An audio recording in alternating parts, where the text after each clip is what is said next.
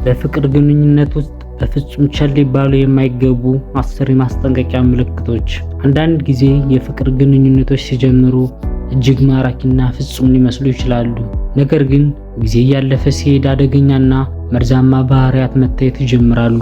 እነዚህን የጉዳት ምልክቶች በፍቅር በስሜት ወይም ሰውየው ከጊዜ ወደ ጊዜ ይለወጣል ወይም ልጅቱ ከጊዜ ወደ ጊዜ ትለወጣለች በሚል ተስፋ ሸፍነው ማለፍ ለከፍተኛ የስነ ልቦና ጉዳት ይዳርጋል። አንድ ግንኙነት ጤናማ አለመሆኑን የሚያሳዩ 10 አደገኛ ምልክቶችን ልንገራችሁ። ይህ ጉድ ኒውስ ነው። ጉድ ኒውስን ላይክ፣ ሼር እንዲሁም ሰብስክራይብ በማድረግ ቤተሰብ ይሁኑ።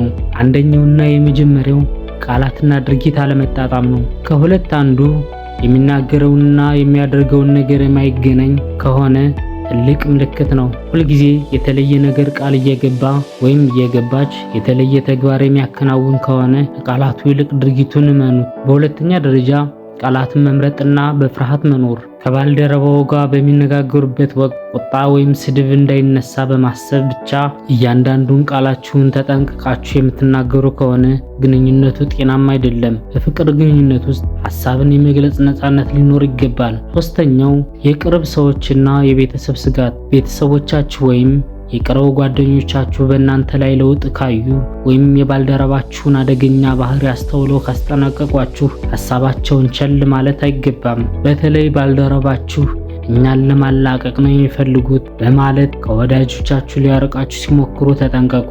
አራተኛው ወሰን ያለፈ ቅናትና ቁጥጥር። ከሌሎች ሰዎች ጋር በመገናኘታችሁ የሚቆጣ፣ ከማን ጋር መነጋገር እንዳለባችሁ የሚወስንና ሁልጊዜ የት እንዳላችሁ የሚቆጣጠር ከሆነ ይህ የባልነትና የቁጥጥር ስሜት ማሳያ እንጂ የፍቅር ምልክት አይደለም። አምስተኛ የሚወዳቸውን ነገሮች ማቆም።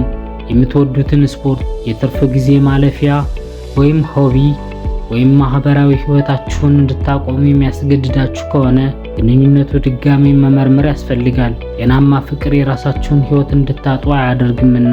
ስድስተኛ ደስታችሁንና ፍላጎታችሁን መቀነስ። የሚያስደስታችሁን ነገር፣ ዓላማዎቻችሁን ወይም መዝናኛዎቻችሁን የሚያሳሳና የሚያፌዝበት ከሆነ ይህ የእንክብካቤ የክብር መጉደልን ያሳያል። የማያቋርጥ ንቀትና ማሳነስ በቀልድ ስም ሊሸፈን አይገባም።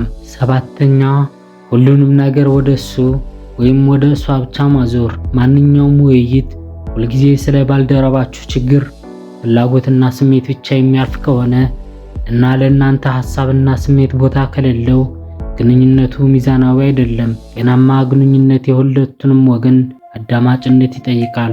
ስምንተኛ ብቻችሁን እንድትንቀሳቀሱ አለመፍቀድ። ከቤተሰብና ከጓደኛ ጋር በሚኖራችሁ ግንኙነት በማዕቀብ ብቻችሁን እንድትሆኑ የሚያደርግ ሰው ከጊዜ በኋላ ከመርዳት ይልቅ ለብቻችሁ ነጥሎ ጉዳት ለማድረስ ሊያመቻችሁ ይችላል። ሁለታችሁም የራሳችሁ ወዳጆችና ጊዜ ሊኖራችሁ ይገባል። ዘጠነኛ ጥፋትን ወይም ስህተትን በፍጹም አለመቀበል። ለሚያደርገው መጥፎ ድርጊት ወይም ለምታደርገው መጥፎ ድርጊት ሁልጊዜ እናንተን የሚወቅስና ኃላፊነት የማይወስድ ከሆነ ትልቅ የማስጠንቀቂያ ደወል ነው። እንዲያውም እናንተን በስሜታዊነት፣ በራስ ወዳድነት ወይም የችግሩ መንስኤ አድርጎ ለማሳየት ይሞክራል። አስረኛውና የመጨረሻው ለግቦቻችሁ ድጋፍ አለመስጠት። ትክክለኛ የፍቅር አጋር ወደፊት እንድትራመዱ የሚያበረታታ እንጂ ወደ ኋላ የሚጎትት አይደለም። እቅዶችህንና ግቦችህን የሚቃወም ወይም ድጋፍ የማይሰጥ ከሆነ ይህንን ምልክት ችላ ልትሉት አይገባም። ወደ ፍቅር ግንኙነት ከመግባቱ በፊት ማን እንደሆኑ፣ ምን እንደሚያስፈልጉትና የእርስዎን እሴቶች በደንብ ማወቅ አስፈላጊ ነው። ፍቅር ማለት የራስን ማንነትና ደስታ አጥቶ መኖር አይደለምና። ወቅታዊ ትምህርታዊ መረጃዎችን መስማት ከፈለጋችሁ ላይክ፣ ሼር እንዲሁም ሰብስክራይብ በማድረግ ቤተሰብ መሆንን አትርሱ። ይህ ጉድ ኒውስ ነው። ሰናይ ጊዜ